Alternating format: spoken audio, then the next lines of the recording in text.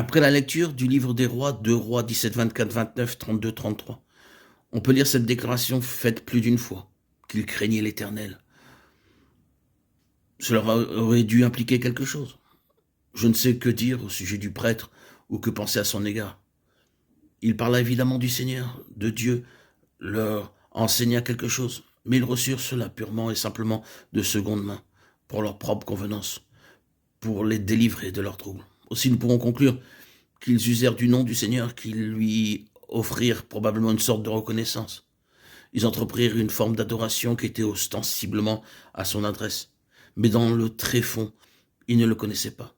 Ils faisaient usage du nom du Seigneur à des choses et des choses du Seigneur, mais ils étaient de purs et simples professeurs, sans aucune connaissance réelle du Seigneur.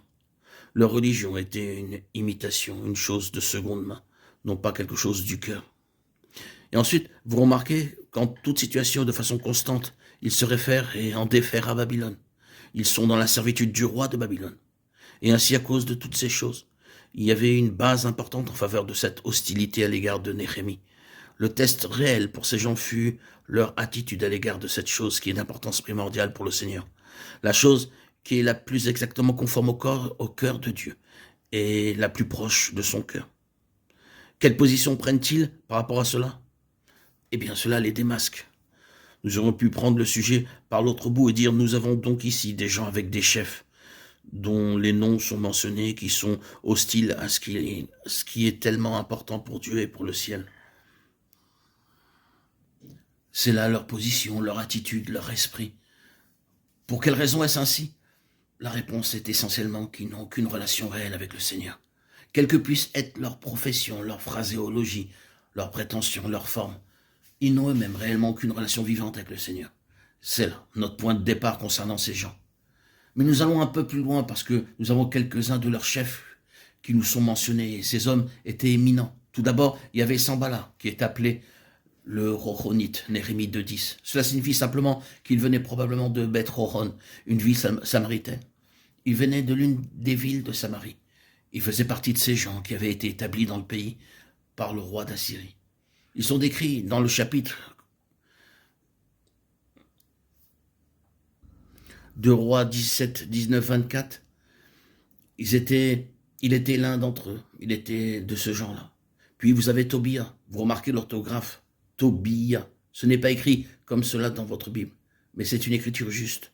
Vous remarquez que la fin de son nom est Yah, l'Éternel. Cet homme est ostensiblement lié au Seigneur de quelque manière. Mais Tobia est un ammonite.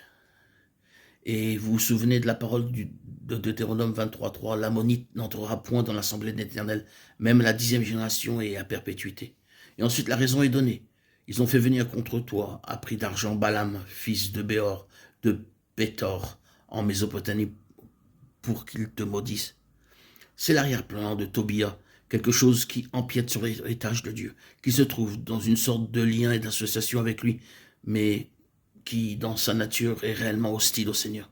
C'est là Tobia, l'ammonite. Et si nous remontons à ses origines, nous nous souvenons que Camon fut l'un des fils de Lot, conçu par ses propres filles. L'une des choses les plus tragiques et les plus terribles dans toute l'histoire de l'Ancien Testament. De sorte qu'Amon doit être compté parmi ceux qui sont mentionnés dans Hébreux 12.8. Mais si vous êtes exempt du châtiment, vous êtes donc non des fils, de faux enfants. L'horrible mot que nous nous abstenons d'utiliser, de faux enfants, qui prétendent être des enfants de Dieu. C'est là Amon, par l'intermédiaire de Lot, en association avec Dieu, avec Abraham, mais intérieurement n'étant pas de la pure race d'Abraham, de la pure race d'Israël, de la pure race du peuple de Dieu. Il a son nom mêlé de quelque manière au peuple du Seigneur, mais il n'est pas un vrai fils, c'est un faux fils. C'est Tobia, une association charnelle avec le pays, mais un éloignement spirituel du Seigneur et persécutant ce qui est vraiment spirituel, comme le dit Paul. Celui qui était né selon la chair persécutait celui qui était né selon l'esprit. Galates 4, 29. Et il en est toujours ainsi. Nous passons à un autre homme qui apparaît un peu après. C'est Geshem, appelé Gashmu, en un endroit. C'est le même homme. Et il est appelé l'Arabe. Il était soit un Édomite, soit un Ismaélite. Quoi qu'il en soit, c'était très mauvais. Vous connaissez leur histoire? Comment Tous les deux firent la guerre à ce qui était spirituel. Paul, dans sa lettre aux Galates, insiste beaucoup sur cela. Celui-ci, Ishmaël, né de la femme des esclaves, fit la guerre à celui qui était né de la femme libre. Ainsi, la chair lutte contre l'esprit, le terrestre contre le céleste. Où il était d'Édom, d'Ésaü, combien Ésaü combattit contre Jacob. Il était contre celui qui était dans la ligne de l'élection souveraine. Il voulait en vérité le tuer à un certain moment. Ces deux personnages, que ce soit Ésaü ou Ishmaël, que ce soit l'arabe d'Édom ou d'Arabie, représentent le conflit entre la chair et l'esprit, entre le naturel et le spirituel. Or, vous savez combien les épîtres du Nouveau Testament sont pleines de ces choses mêmes, des hommes charnels et naturels. Vous découvrez non seulement ce que j'ai mentionné, l'hostilité au salut des âmes et le conflit général lié au fait d'être un chrétien, mais vous découvrez un genre d'assaut spécifique partout où le dessein plus plein de Dieu est amené en vue. Si Paul représente au moins quelque chose, il représente le dessein et ultime de Dieu.